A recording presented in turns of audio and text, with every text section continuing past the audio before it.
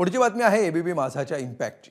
गेल्या 5 वर्षांमध्ये ठाणे महानगरपालिकेनं लेखापरीक्षण अहवालामध्ये जनतेसमोर ही अहवालच सादर न केल्याची बाब माझानं उघडकीला आणली होती।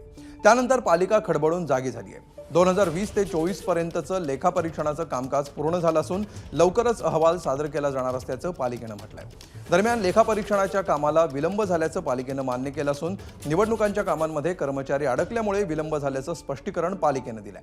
तर मार्च 2025 आणि डिसेंबर 2025 ही दोन्ही उद्दिष्ट नियत वेळेमध्ये पूर्ण करण्यात येतील असं मुख्य लेखापरीक्षक दिलीप सूर्यवंशींनी स्पष्ट केलं।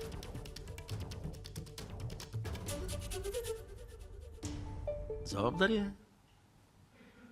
तुमचा पैसा नाही तो, हा सरकारचा पैसा आहे आणि सरकारचा पैसा म्हणजे सरकारचा नाही आहे, या तमाम महाराष्ट्रातल्या लोकांच्या टॅक्सेसमधनं करातनं आलेला पैसा आहे। त्यामुळे तो महाराष्ट्राच्या जनसामान्यांचा पैसा आहे, त्याचा हिशोब आम्हाला हवा। तो तुम्ही कसा लपून ठेवू शकता? चोऱ्याच करायच्यात, आम्हाला दुसरं काही करायचंच नाही आहे। तुमच्या ऑडिटला बसणारी माणसं सार्वत्रिक निवडणुकीमध्ये काय मतदान करायला जातात की मतमोजणी करायला जातात की मतदानाच्या प्रक्रियेत 1 महिना असतात?